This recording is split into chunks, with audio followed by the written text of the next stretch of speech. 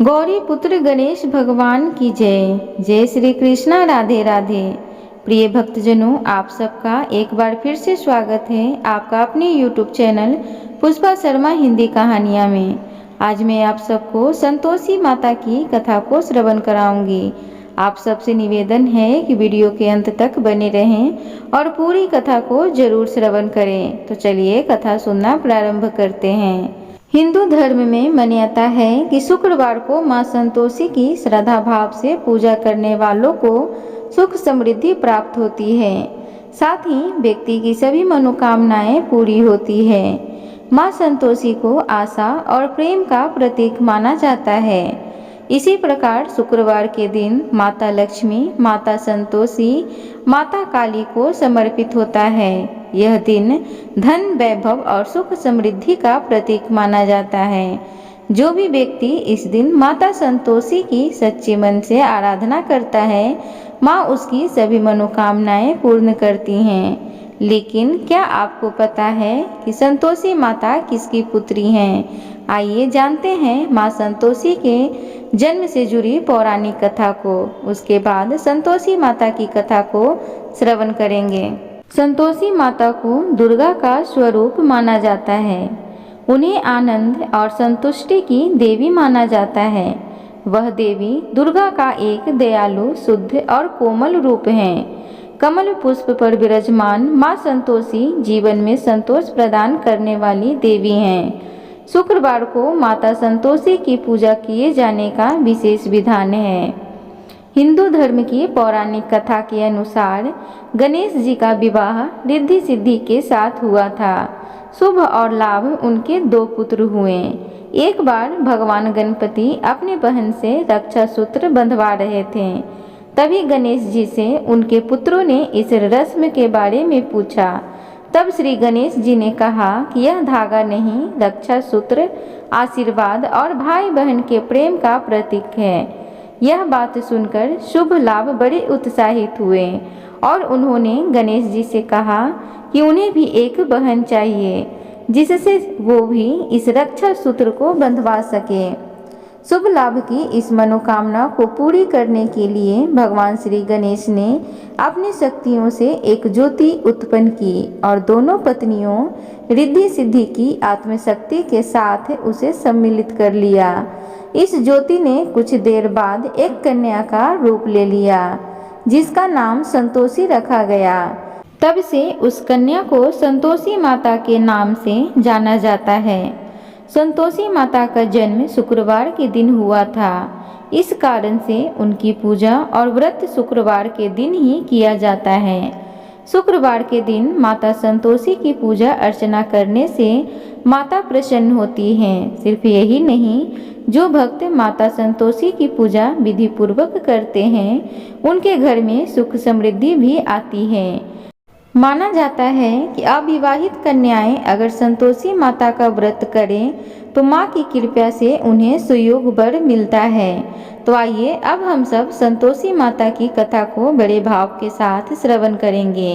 एक बुढ़िया थी, उसके 7 बेटे थे। 6 कमाने वाले थे जबकि एक निकम्मा था। बुढ़िया 6 बेटों को रसोई बनाती और भोजन कराती और उनसे जो कुछ भी जूठन बचता वह 7वें बेटे को दे देती। एक दिन वह पत्नी से बोला, देखो मेरी माँ को मुझ पर कितना प्रेम है। वह बोली, क्यों नहीं, सबका जूठन जो तुमको खिलाती है। वह बोला, ऐसा नहीं हो सकता, मैं जब तक अपनी आंखों से नहीं देख लूं मान नहीं सकता। बहू हंसकर बोली, देख लोगे तब तो मानोगे। कुछ दिन बाद त्योहार आया। घर में 7 प्रकार के भोजन और चूरमे के लड्डू बने। वह जांचने को सिर दुखने का बहाना बनाकर पतला वस्त्र सिर पर ओढ़कर रसोई में जाकर सो गया। वह कपड़े में से सब देखता रहा। 6 भाई भोजन करने आए। उसने देखा माँ ने उनके लिए सुंदर आसन बिछाए, नाना प्रकार की रसोई परोसी और आग्रह कर करके उन्हें जमाया। वह सब देखता रहा। 6 भोजन करके उठे तब माँ ने उनकी जूठन थालियों में से एक लड्डू के टुकड़े उठाकर एक लड्डू बनाया। जूठन साफ कर बुढ़िया माँ ने उसे पुकारा, बेटा छहो भाई भोजन कर कर चले गए हैं, अब तू ही बाकी है, उठ तू कब खाएगा। वह कहने लगा, माँ मुझे भोजन नहीं करना, मैं अब प्रदेश जा रहा हूँ। माँ ने कहा, कल जाता हो तो आज ही चला जा। वह बोला, हाँ आज ही जा रहा हूँ। यह कहकर वह घर से निकल गया। चलते समय पत्नी की याद आई। वह गौशाला में कंडे यानी कि उपले थाप रही थी। वहाँ जाकर बोला, हम जावे परदेश, आवेंगे कुछ काल, तुम रहियो संतोष से, धर्म अपनो पाल। वह बोली, जाओ पिया आनंद से, हमारो सोच हटाए, राम भरोसे हम रहें, ईश्वर तुम्हें सहाय। दो निशानी आपन देख, धरू मैं धीर, सुधी मति हमारी, बिसराइयो रखियो मन गंभीर। वह बोला, मेरे पास तो कुछ नहीं है, यह अंगूठी है, सो लो और अपनी कुछ निशानी मुझे दे दो। वह बोली, मेरे पास क्या है, यह गोबर भरा हाथ है। यह कहकर उसकी पीठ पर गोबर के हाथ की थाप मार दी। वह चल दिया। चलते चलते दूर देश पहुंचा। वहाँ एक साहूकार की दुकान थी। वहाँ जाकर कहने लगा, भाई मुझे नौकरी पर रख लो। साहूकार को जरूरत थी। वह बोला, रह जा। लड़के ने पूछा, तनख्वाह क्या दोगे? साहूकार ने कहा, काम देखकर दाम मिलेंगे। साहूकार की नौकरी मिली। वह सुबह 7 बजे से 10 बजे तक नौकरी करने लगा। कुछ दिनों में दुकान का सारा लेन देन, हिसाब किताब, ग्राहकों को माल बेचना, सारा काम करने लगा। साहूकार के 7-8 नौकर थे। वे सब चक्कर खाने लगे। यह तो बहुत होशियार बन गया। सेठ ने भी काम देखा और 3 महीने में ही उसे आधे मुनाफे का हिस्सेदार बना लिया। वह कुछ वर्ष में ही नामी सेठ बन गया और मालिक सारा कारोबार उस पर छोड़कर चला गया। इधर उसकी पत्नी को सास ससुर दुख देने लगे। सारी गृहस्थी का काम करा के उसे लकड़ी लेने जंगल में भेजते। इस बीच घर के आटे से जो चोकर निकलती उसकी रोटी बनाकर रख दी जाती और फूटे नारियल की नरेली में पानी दे दी जाती। एक दिन वह लकड़ी लेने जा रही थी कि रास्ते में बहुत सी स्त्रियां संतोषी माता का व्रत करती दिखाई दी। वह वहां खड़ी होकर कथा सुनने लगी और पूछा, बहनों तुम किस देवता का व्रत करती हो और उसके करने से क्या फल मिलता है? यदि तुम इस व्रत का विधान मुझे समझाकर कहोगे तो मैं तुम्हारा एहसान मानूंगी। तब उनमें से एक स्त्री बोली, सुनो, यह संतोषी माता का व्रत है। इसके करने से निर्धनता, दरिद्रता का नाश होता है और जो कुछ मन में कामना हो सब संतोषी माता की कृपा से पूरी होती है। तब उसने उसे व्रत की विधि पूछी। वह भक्तिनी स्त्री बोली, 1.25 आने का गुड़ चना लेना, इच्छा हो तो 5.25 आने का लेना या 1.25 रुपये का भी सहूलियत के अनुसार लाना। बिना परेशानी और श्रद्धा व प्रेम से जितना भी बन पड़े सवैया लेना। प्रत्येक शुक्रवार को निराहार रहकर कथा सुनना। इसके बीच क्रम टूटे नहीं।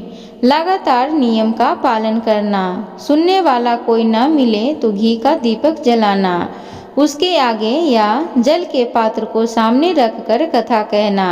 जब कार्य सिद्ध ना हो नियम का पालन करना और कार्य सिद्ध हो जाने पर व्रत का उद्यापन करना। किसी के ग्रह खोटे भी हो तो भी माता वर्ष भर में कार्य सिद्ध करती हैं। फल सिद्ध होने पर उद्यापन करना चाहिए, बीच में नहीं करना चाहिए। उद्यापन में 2.5 सेर आटे का खाजा तथा इसी परिमाप से खीर तथा चने का साग करना चाहिए।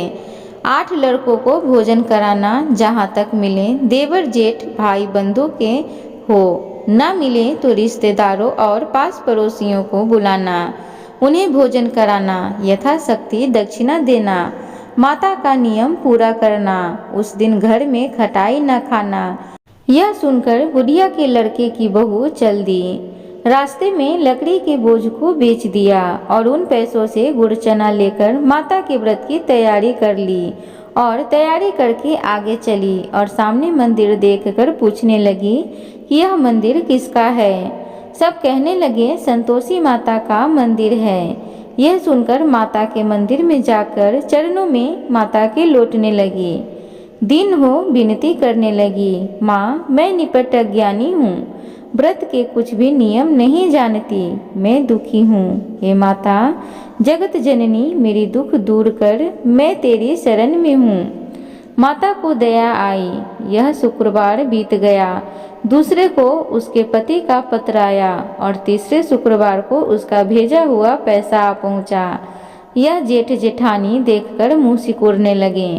लड़के ताने देने लगे, काकी के पास पत्र आने लगे, रुपया आने लगा, अब तो काकी की खातिर बढ़ेगी। बेचारी सरलता से कहती, भैया कागज आवे रुपये आवे, हम सबके लिए अच्छा है। ऐसा कहकर आंखों में आंसू भरकर संतोषी माता के मंदिर में आकर मातेश्वरी के चरणों में गिरकर रोने लगी। माँ मैंने तुमसे पैसा कम मांगा है, मुझे पैसे से क्या काम है, मुझे तो अपने सुहाग से काम है, मैं तो अपने स्वामी के दर्शन मांगती हूँ। तब माता ने प्रसन्न होकर कहा, जा बेटी तेरा स्वामी आएगा। यह सुनकर खुशी से बावली होकर घर में जाकर काम करने लगी। अब संतोषी माँ विचार करने लगी, इस भोली पुत्री को मैंने तो कह दिया कि तेरा पति आएगा, लेकिन कैसे, वह तो इसे स्वप्न में भी याद नहीं करता, उसे याद दिलाने को मुझे ही जाना पड़ेगा। इस तरह माताजी उस बुढ़िया के बेटे के पास जाकर स्वप्न में प्रकट होकर कहने लगी, साहूकार के बेटे सो रहा है या जागता है। वह कहने लगा, माता सोता भी नहीं जागता भी नहीं हूँ, कहो क्या आज्ञा है। माँ कहने लगी, तेरे घर बार कुछ है कि नहीं। वह बोला, मेरे पास सब कुछ है, माँ बाप है, बहू है, क्या कमी है। माँ बोली, भोले पुत्र तेरी बहू घोर कष्ट उठा रही है, तेरे माँ बाप उसे परेशानी दे रहे हैं, वह तेरे लिए तरस रही है, तू उसकी सुध ले। वह बोला, हाँ माताजी यह तो मालूम है, परंतु मैं जाऊँ कैसे, परदेश की बात है, लेन देन का कोई हिसाब नहीं, कोई जाने का रास्ता नहीं आता, कैसे चला जाऊँ। माँ कहने लगी, मेरी बात मान, सवेरे नहा धोकर संतोषी माता का नाम ले, घी का दीपक जलाकर दंडवत कर दुकान पर जा बैठ। देखते देखते सारा लेन देन चुक जाएगा, जमा का माल बिक जाएगा, सांझ होते होते धन का भारी ढेर लग जाएगा। अब बूढ़े की बात मानकर वह नहा धोकर संतोषी माता को दंडवत करके घी का दीपक जलाकर दुकान पर जा बैठा। थोड़ी देर में रुपए लाने लगे, लेने वाले हिसाब लेने लगे और कोठे में भरे सामान को खरीदार नगद दाम देकर सौदा करने लगे। शाम तक धन का भारी ढेर लग गया। मन में माता का नाम लेकर चमत्कार देखकर प्रसन्न होकर घर ले जाने के वास्ते गहना कपड़ा सामान खरीदने लगा। यहाँ काम से निपट तुरंत घर को रवाना हुआ। उधर उसकी पत्नी जंगल में लकड़ी लेने जाती है, लौटते वक्त माताजी के मंदिर में विश्राम करती है। वह तो उसके प्रतिदिन रुकने का जो स्थान ठहरा। धूल उड़ती देखकर वह माता से पूछती है, हे माता यह धूल कैसे उड़ रही है। माता कहती है, हे पुत्री तेरा पति आ रहा है, अब तू ऐसा कर लकड़ियों के 3 बोझ बना ले, एक नदी के किनारे रख और दूसरा मेरे मंदिर पर और तीसरा अपने सिर पर। तेरे पति को लकड़ियों का गट्ठर देखकर मोह पैदा होगा, वह यहाँ रुकेगा, नाश्ता पानी खाकर माँ से मिलने जाएगा, तब तू लकड़ियों का बोझ उठाकर जाना और चौक में गट्ठर डालकर जोर से आवाज लगाना, लो सासू जी लकड़ियों का गट्ठर लो, भूसी की रोटी दो, नारियल के खोपरे में पानी दो, आज मेहमान कौन आया है। माता जी से बहुत अच्छा कहकर वह प्रसन्न मन से लकड़ियों के 3 गट्ठर बनाई, एक नदी के किनारे पर और एक माता जी के मंदिर पर रखा। इतने में मुसाफिर आ पहुंचा। सूखी लकड़ी देखकर उसकी इच्छा उत्पन्न हुई कि हम यहीं पर विश्राम करें और भोजन बनाकर खा पीकर गांव जाएं। इस तरह रुककर भोजन बनाकर विश्राम करके गांव को गया। सबसे प्रेम से मिला। उसी समय सिर पर लकड़ी का गट्ठर लिए वह उतावली सी आती है। लकड़ियों का भारी बोझ आंगन में डालकर जोर से 3 बार आवाज देती है। लो सासू जी, लकड़ियों का गट्ठर लो, भूसी की रोटी दो, आज मेहमान कौन आया है। यह सुनकर उसकी सास बाहर आकर अपने दिए हुए कष्टों को भुलाने हेतु कहती है, बहू ऐसा क्यों कहती है, तेरा मालिक ही तो आया है। आप बैठ, मीठा भात खा, भोजन कर, कपड़े गहने पहन। उसकी आवाज़ सुन उसका पति बाहर आता है। अंगूठी देखकर व्याकुल हो जाता है। माँ से पूछता है, माँ यह कौन है। माँ बोली, बेटा यह तेरी बहू है। जब से तू गया है तब से सारे गांव में भटकती फिरती है, घर का काम काज कुछ नहीं करती, 4 पहर आकर खाना खा जाती है। वह बोला, ठीक है माँ, मैंने इसे भी देखा और तुझे भी। अब दूसरे घर की चाबी दो, उसमें रहूँगा। माँ बोली, ठीक है, जैसी तेरी मर्जी। तब वह दूसरे मकान की तीसरे मंजिल का कमरा खोला, सारा सामान जमाया। एक दिन में राजा के महल जैसा ठाट बाट बन गया। अब क्या था, बहू सुख भोगने लगी। इतने में शुक्रवार आया। उसने पति से कहा, मुझे संतोषी माता के व्रत का उद्यापन करना है। पति बोला, खुशी से कर लो। वह उद्यापन की तैयारी करने लगी। जेठानी के लड़कों को भोजन करने के लिए कहने गई। उन्होंने मंजूर किया, परंतु पीछे से जेठानी ने बच्चों को सिखाया, देखो भोजन के समय खटाई मांगना, जिससे उसका उद्यापन पूरा ना हो। लड़के जीमने आए, खीर खाना पेट भर खाया, परंतु बाद में खाते ही कहने लगे, हमें खटाई दो, खीर खाना हमको नहीं भाता है, देखकर अरुचि होती है। वह कहने लगी, भाई खटाई किसी को नहीं दी जाएगी, यह तो संतोषी माता का प्रसाद है। लड़के उठ खड़े हुए, बोले, पैसे लाओ। भोली बहू कुछ नहीं जानती थी, उन्हें पैसे दे दिए। लड़के उसी समय हट करके इमली खटाई लेकर खाने लगे। यह देखकर बहू पर माता जी ने कोप किया। राजा के दूत उसके पति को पकड़कर ले गए। जेठ जेठानी मन माने वचन कहने लगे, लूट लूट कर धन इकट्ठा करके लाया है, अब सब मालूम पड़ जाएगा, जब जेल की मार खाएगा। बहू से यह सहन नहीं हुआ। रोती हुई माता जी के मंदिर गई, कहने लगी, हे माता तुमने क्या किया। हंसाकर अब भक्तों को रुलाने लगी। माता बोली, बेटी तूने उद्यापन करके मेरा व्रत भंग किया है।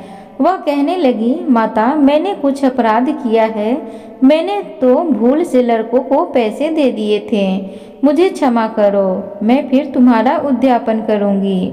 माँ बोली, अब भूल मत करना। वह कहती है, अब भूल नहीं होगी, अब बतलाओ हुए कैसे आवेंगे।